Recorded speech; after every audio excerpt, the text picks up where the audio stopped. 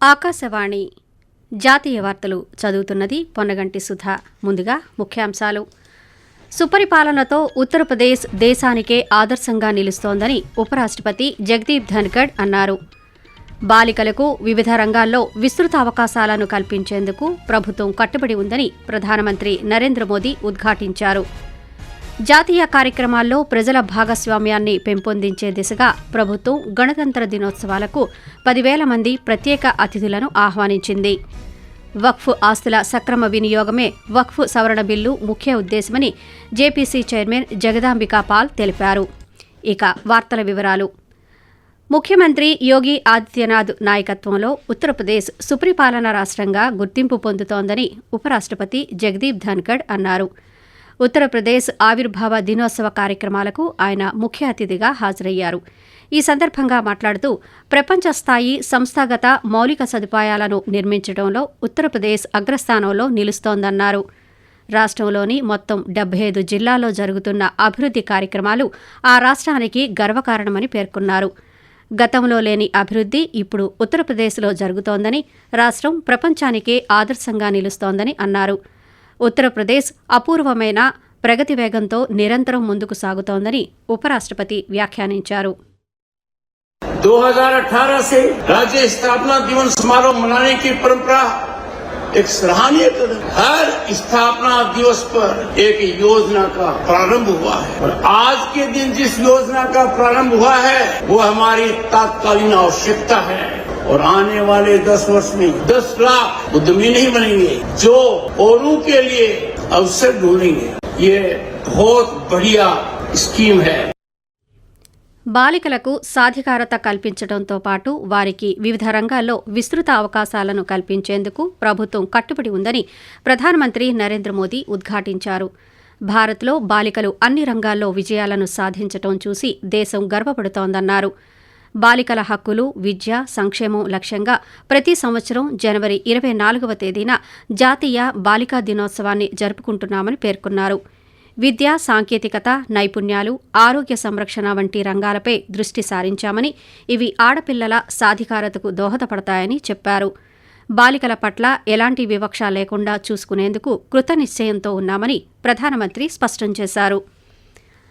భారత ఆర్థికాభివృద్ధికి వస్తు ఉత్పత్తి, సేవా రంగాలు రెండూ కీలకమైనవని కేంద్ర మంత్రి అశ్విని వైష్ణవ్ అన్నారు. ప్రపంచ ఆర్థిక ఫోరంను ఉద్దేశించి మాట్లాడుతూ భారత్లో వినియోగిస్తున్న మొబైల్ ఫోన్లలో 99% దేశీయంగానే ఉత్పత్తి అవుతున్నాయని చెప్పారు.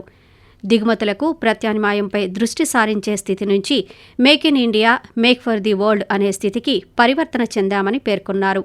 భారత్లో ఫార్మాస్యూటికల్స్, కెమికల్స్, గార్మెంట్స్ వంటి రంగాలు ఎగుమతి ఆధారంగా అభివృద్ది చెందాయన్నారు.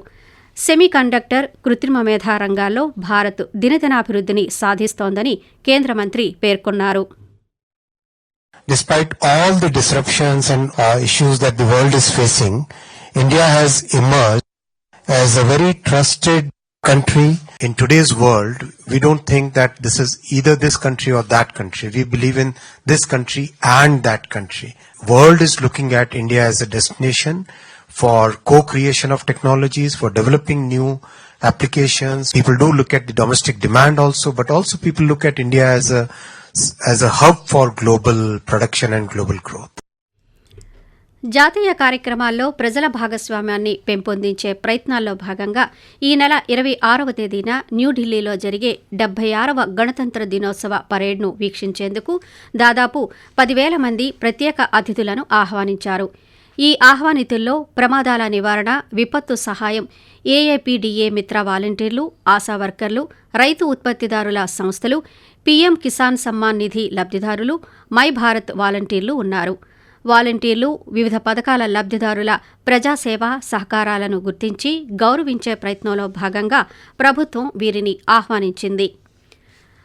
వక్ఫ్ సవరణ బిల్లు గురించి ఆందోళన చెందవలసిన అవసరం లేదని ఈ బిల్లుపై ఏర్పాటు చేసిన సంయుక్త parliamentary committee chairman Jagdambika Pal స్పష్టం చేశారు.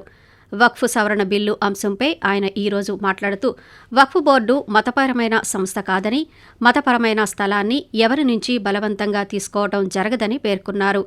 తమ మతానికి చెందిన మత స్థలాలను కోల్పోతారనే అపోహలను ముస్లిం సమాజం నమ్మవద్దన్నారు. వక్ఫ్ ఆస్తులు దుర్వినియోగం కాకుండా జేపీసీ కమిటీ ఏర్పాటుకు దారితీసిందని వివరించారు. పేదలు, ముస్లింల ప్రయోజనాల కోసం ఈ ఆస్తులను సక్రమంగా ఉపయోగించుకునేలా చూడడమే ఈ చట్టం ఉద్దేశమని ఆయన తెలియజేశారు. ఆకాశవాణి జాతీయ వార్తలు వింటున్నారు.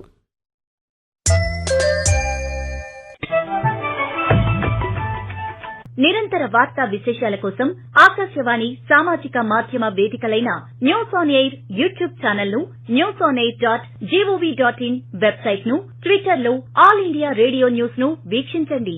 తెలుగు ప్రాంతీయ వార్తా విశేషాల కోసం ఆకాశవాణి న్యూస్ విజయవాడ మరియు Akashvani news Visakhapatnam YouTube channels ను వీక్షించండి.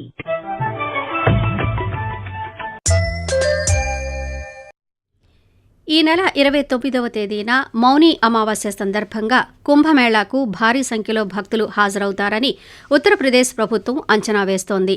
ఆ ఒక్కరోజే దేశ విదేశాల నుంచి సుమారు 10 కోట్ల మంది భక్తులు వచ్చే అవకాశం ఉన్నందున ప్రయాగ్రాజ్ పరిసర ప్రాంతాల్లో అందుకు తగినట్టుగా ఏర్పాట్లు చేస్తోంది.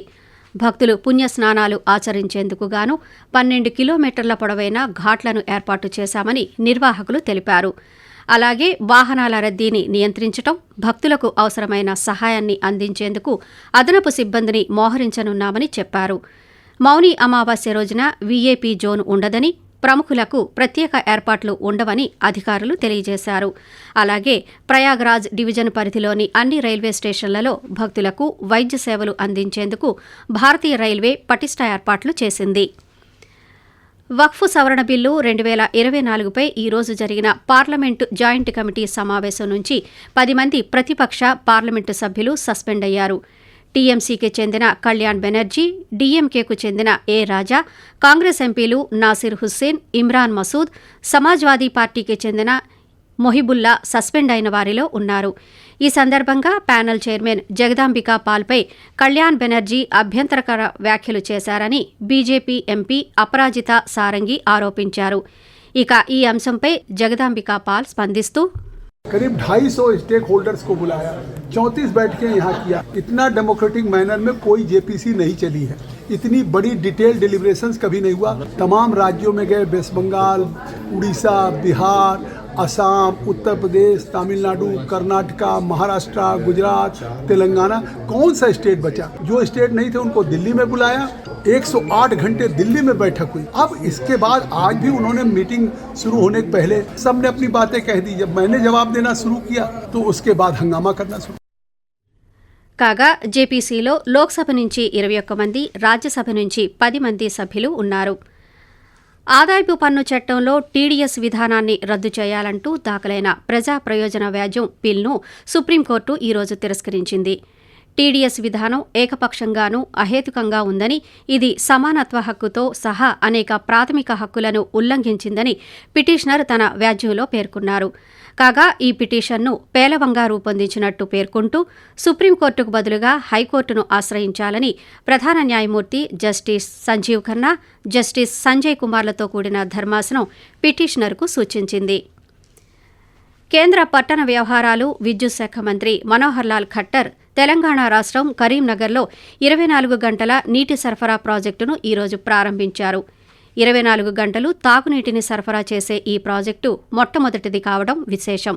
కరీంనగర్లోని 5 డివిజన్లలో ప్రారంభించిన పైలట్ ప్రాజెక్టును 18 కోట్ల రూపాయలతో చేపట్టారు. దాదాపు 6,000 నీటి కనెక్షన్ల ద్వారా 24 గంటల పాటు తాగునీటిని అందించనున్నారు. ఆకాశవాణి జాతీయ వార్తలు ముగించే ముందు ముఖ్యాంశాలు మరోసారి. సుపరిపాలనతో ఉత్తరప్రదేశ్ దేశానికే ఆదర్శంగా నిలుస్తోందని ఉపరాష్ట్రపతి జగదీప్ ధన్కడ్ అన్నారు. బాలికలకు వివిధ రంగాల్లో విస్తృత అవకాశాలను కల్పించేందుకు ప్రభుత్వం కట్టుబడి ఉందని ప్రధానమంత్రి నరేంద్ర మోదీ ఉద్ఘాటించారు. జాతీయ కార్యక్రమాల్లో ప్రజల భాగస్వామ్యాన్ని పెంపొందించే దిశగా ప్రభుత్వం గణతంత్ర దినోత్సవాలకు 10,000 మంది ప్రత్యేక అతిథులను ఆహ్వానించింది. వక్ఫ్ ఆస్తుల సక్రమ వినియోగమే వక్ఫ్ సవరణ బిల్లు ముఖ్య ఉద్దేశమని జేపీసీ చైర్మన్ జగదాంబికా పాల్ తెలిపారు. ఆకాశవాణి జాతీయ వార్తలు ఇంతటితో సమాప్తం. రేపు ఉదయం 6:45 ప్రాంతీయ వార్తలు వింటారు.